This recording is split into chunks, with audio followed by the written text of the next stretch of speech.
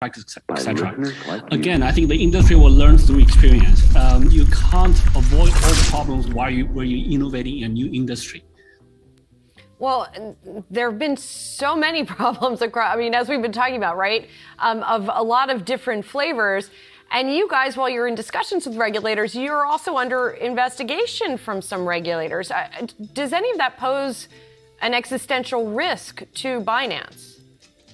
Well, let me make one correction. There's no official announcement from any regulator with investigations on us. So there was some news sites have published similar things like that, and other news sites have published things correcting them that they've used the America's Freedom of Information Act. There was no investigation per se. We do communicate with all regulators all around the world, and they do scrutinize issues that happens in this new industry. And I think that's a very good thing, because that's how we learn, and that's how regulators learn, and that's how some of the regulations will shape up. So today, there are more scrutiny on stable coins. There are more scrutiny on many things in the industry. But I think those things are good, because this is how we develop as an industry. So we maintain that very open communication, and many of the regulators want to learn from us because we are the player operating at scale. By most metrics, we're the largest in the industry. We know that Binance also had to take action to delist AMP, which is a collateral token offering. And so with that in mind, that was really prompted by regulators, by the SEC, and particularly here, are you expecting that there will be even more of the coins that are listed currently on Binance that will have to be delisted as the regulators start to get even more understanding and insight around where consumers are engaging with these offerings? Sure. So I think that's on Binance US. They make those decisions relatively independently. I'm not an expert on the US security laws, etc. But there's how you test, etc. There's some debates in the industry about which coins are securities or not. We try to stay on the safer side of it. So when there's a SEC filing or there was a lawsuit with some of the names involved, there's one coin out of the 9 that was on that list. I think they took the safer approach just to delist it for now.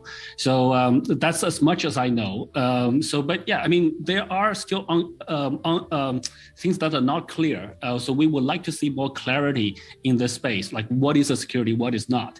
But we try to do our best. CZ, do you want to be an aggressive acquirer of some of these assets that have fallen into trouble out there? And how much dry powder do you have to put towards acquisitions? So we have a lot of dry powder. So we have more dry powder than almost anyone we know in the space. So we do want to use a lot of dry powder. But today, many of the companies projects that are in trouble today are not well managed. If that's the case, then we can't really acquire them. If it's well managed projects, good products with just short on cash, then that's okay. We can give them cash. So we are looking at a large number of deals, and we actually just announced a new head of M&A of Binance Labs. She's a co-founder, He Yi. She's now leading the charge. She's very aggressive. So we will be making quite a lot of investments in the next little while. At the same time, CZ, we've seen a lot of belt tightening among corporations right now, right? Robinhood being the latest example with its cut of personnel. Are you guys seeing any reduction in demand, and are you considering any kind of expense cutting as well? We definitely have seen a reduction in demand. When the Bitcoin price is basically the industry index. When the Bitcoin price drops, the demand is lower. So compared to the all-time high, we're seeing lower demand. We're seeing lower trading volumes. But compared to a year or 2 years ago, we're still seeing 5x increase from 2 years ago. So and 2 years ago, we were desperately short on people. Now we're a little bit better, so we're still hiring.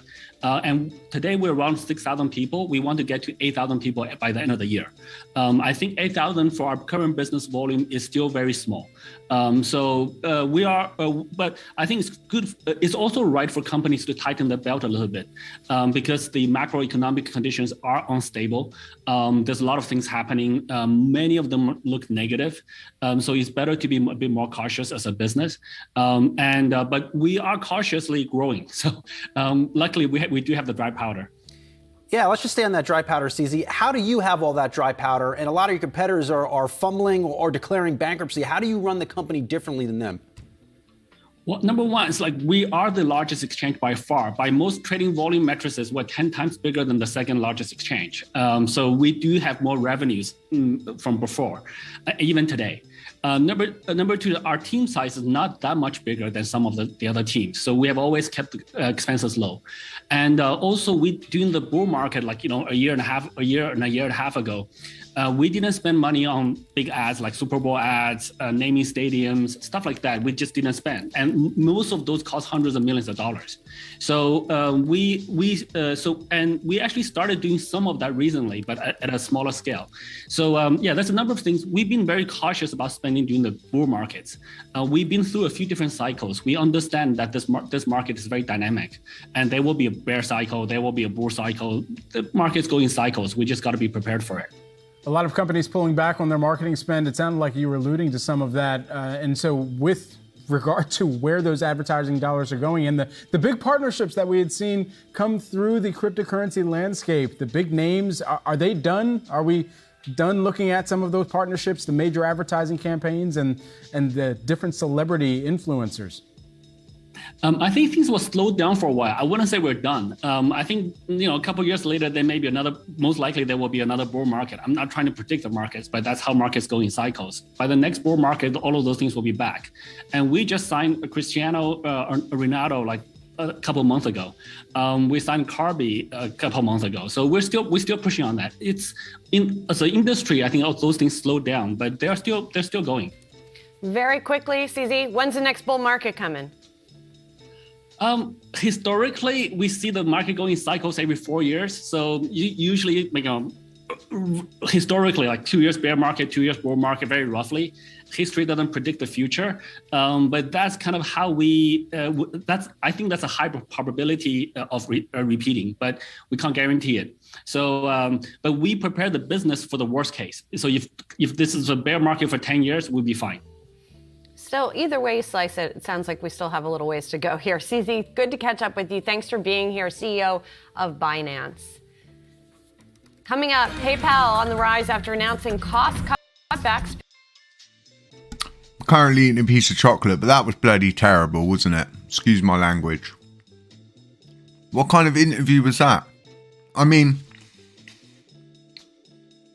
it seems that... Sorry, excuse the noise, folks. I am eating a piece of chocolate. It seems that he's not ever giving interviews, is he, to the correct people that... I mean, if I had that AMA or that interview or whatever, I would have been way on top. There are so many questions for him to have answered, and that really was appalling. I thought we was going to get a good length AMA. I mean, what kind of interview was that? Let me know in the comments section what you folks think about that. That totally shut... What? I think it was like 6 minutes, wasn't it? About 6 minutes? Absolutely crazy. Folks, thanks for tuning in. I really appreciate it. I'm just going to cut it here now because we've got a live stream every Friday. Feel free to swing in on Friday, midday, British Standard Time till 3 o'clock in the afternoon. Coin In are coming on this Friday, and we've got a Lunar Punks charity auction burn event going on. So feel free to swing in. Folks, stay safe. It's not financial advice. Catch you in the next one.